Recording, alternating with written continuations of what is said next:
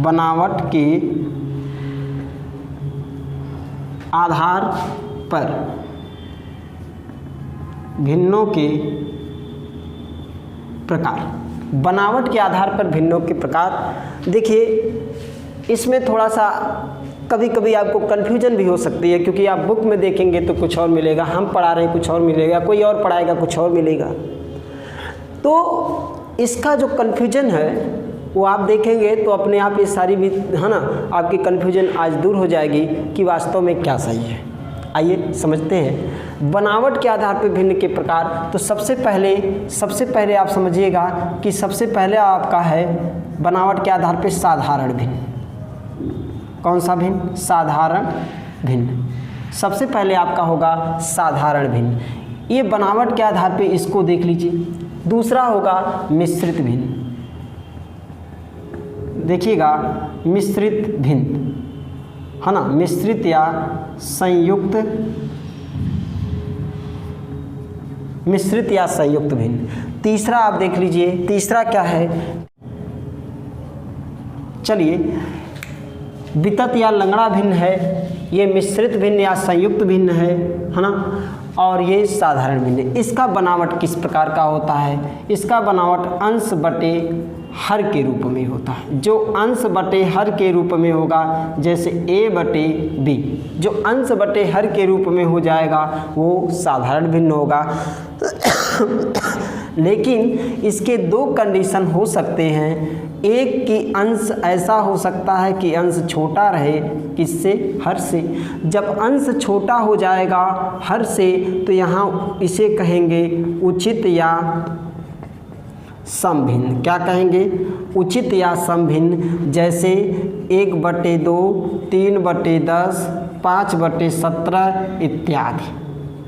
बात समझ में आ गई? अगर अंश छोटा हो जाएगा हर से तो अंश छोटा हो जाएगा हर से तो क्या हो जाएगा? ये हो जाएगा आपका उचित भिन्न या समभिन्न। आप आगे समझिएगा। दूसरा, लेकिन अगर अंश हर से छोटा हो सकता है तो अंश बड़ा हो सकता है। किससे बड़ा हो सकता है? हर से। अंश हर से क्या हो सकता है? बड़ा भी हो सकता है। तो अंश अगर हर से बड़ा हो जाएगा तो इसे कहेंगे अनुचित या विषम भिन्न। अनुचित या क्या कहेंगे? विषम भिन्न। क्योंकि बहुत आगे नहीं जाना है, मिश्रित भिन्न भी हम लोगों को देखना है। चलिए देखिए, जब अंश हर से बड़ा हो जाए, जैसे 3/2, जैसे 10/7, जैसे 15 यहाँ पे लिख दिया 4 इत्यादि।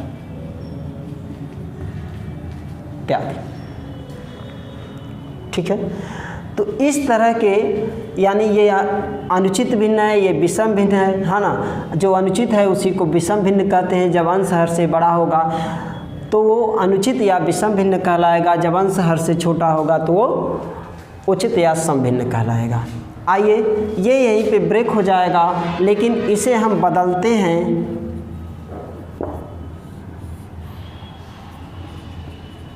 बदल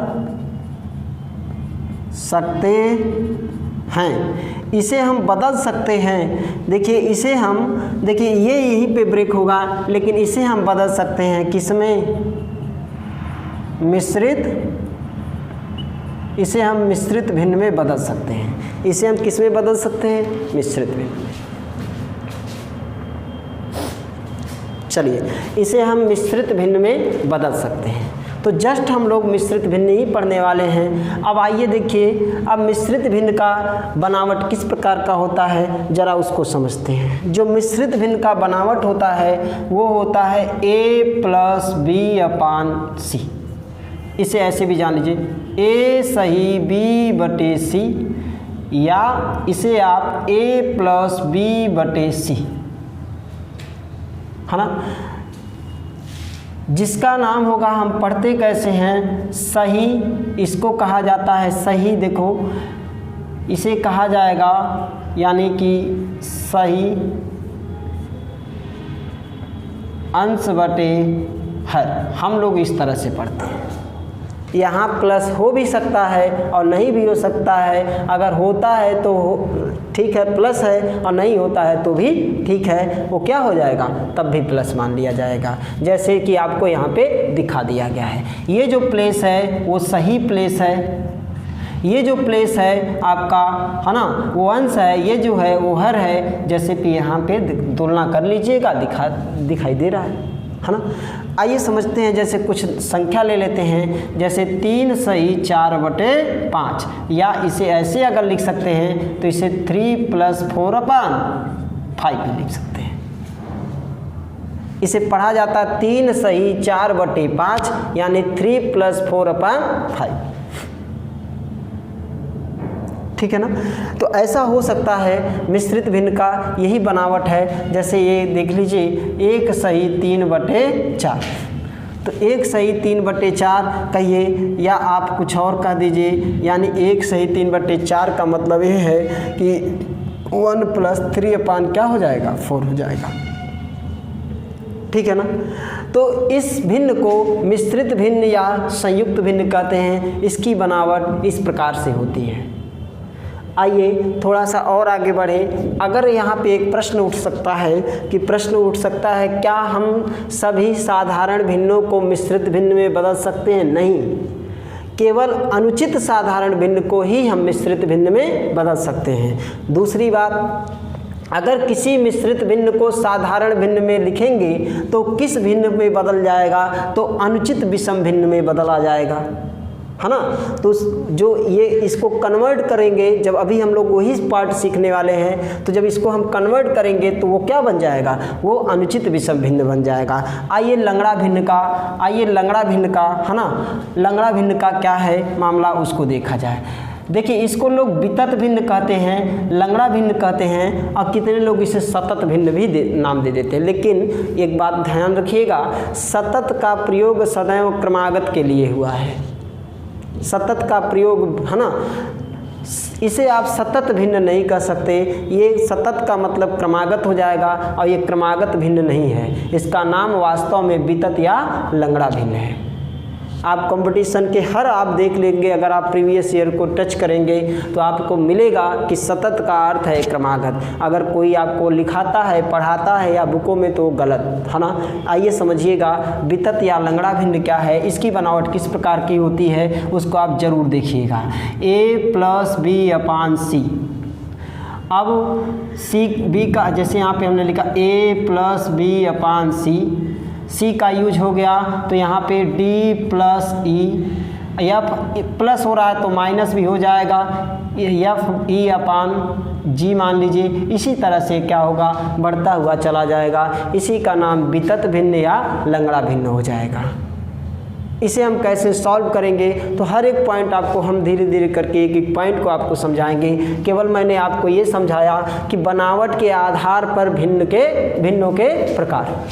तो बनावट के आधार पर भिन्नों के प्रकार अगर देख लीजिएगा तो आपके सिर्फ 3 भिन्न हैं। आप इसे एनालिसिस करिएगा, आपको इस प्रकार से शायद मिले कि है ना, बनावट के आधार पर भिन्न के प्रकार कितने हैं, 3 हैं, साधारण भिन्न, मिश्रित या संयुक्त भिन्न और वितत भिन्न। आइए समझते हैं हम लोग, है ना। इसके बाद आगे अगला जो क्लास हम लोगों का होगा वो होगा कि हम लोग अब मिश्रित को साधारण में, साधारण को मिश्रित में, है ना। तो इसके बाद एक पॉइंट और आप लोगों को हम बता दें, उसके बाद हम नेक्स्ट वीडियो में अगला लेक्चर करेंगे। चलिए आइए देखिएगा, समझिए। अगला है, अब जैसे आप लोग देखते होंगे दशमलव भिन्न,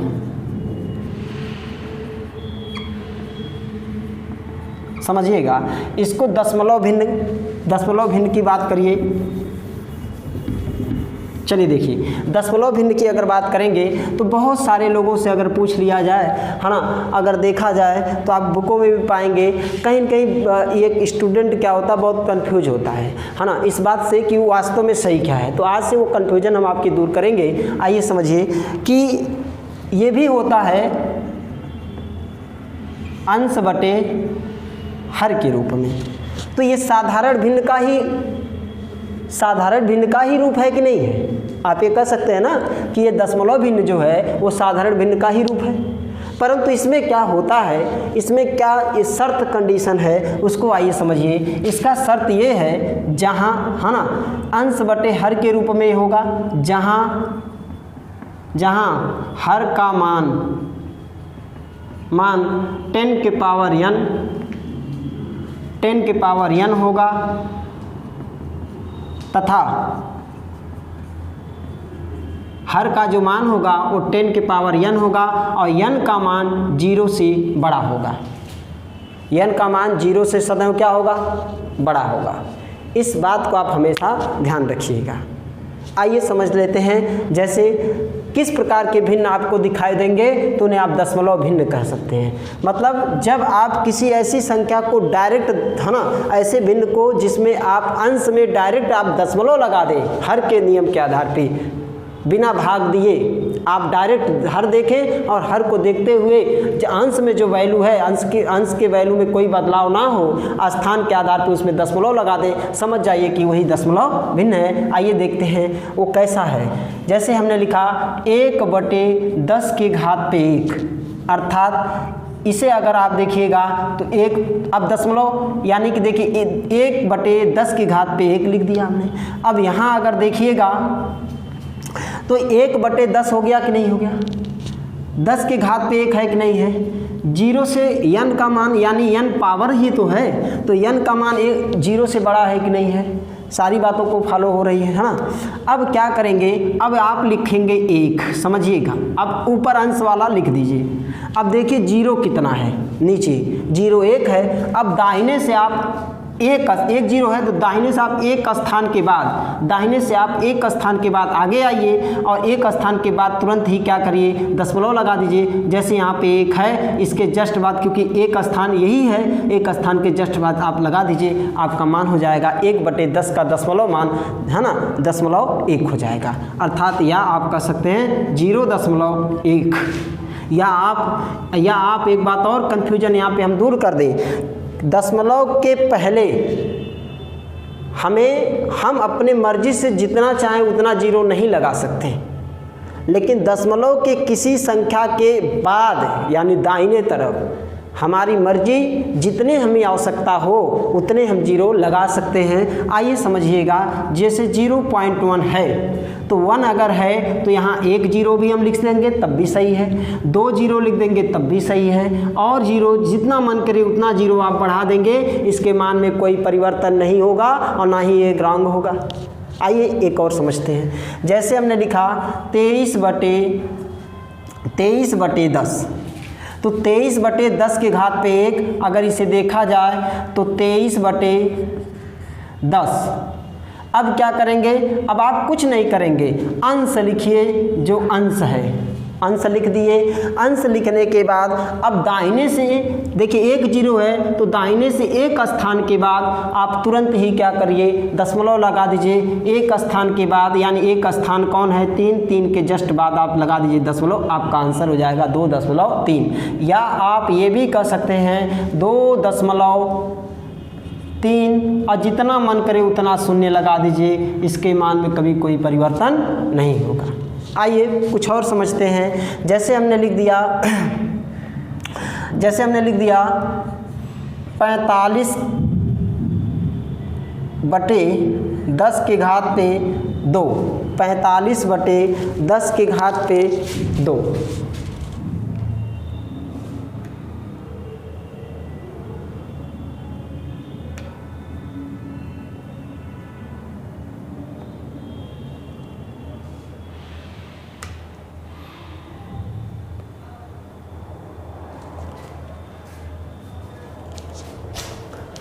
आइए चलिए 45/10 की घात पे अगर 2 लिखेंगे तो 45 इसे आप 100 लिखेंगे। अगर आप 100 लिख दिए तो अब देखिए लिखिए यहाँ 45 और 45 अगर आपने लिख दिया तो अब देखिए 2 0 है, दाहिने से 2 स्थान के बाद आप क्या करिए, दाहिने से बाएं आइए और 2 स्थान के बाद आप दशमलव लगा दीजिए। तो 1 स्थान 2 स्थान दशमलव लगा दीजिए यहाँ, तो इसका मान हो गया, यानी ये कह सकते हैं 0.45 या 0 जी मन करे तो लगा दीजिए, कोई दिक्कत नहीं है। जितनी 0 की आपको आवश्यकता पड़े उतने 0 आप क्या करिए, लगा दीजिए।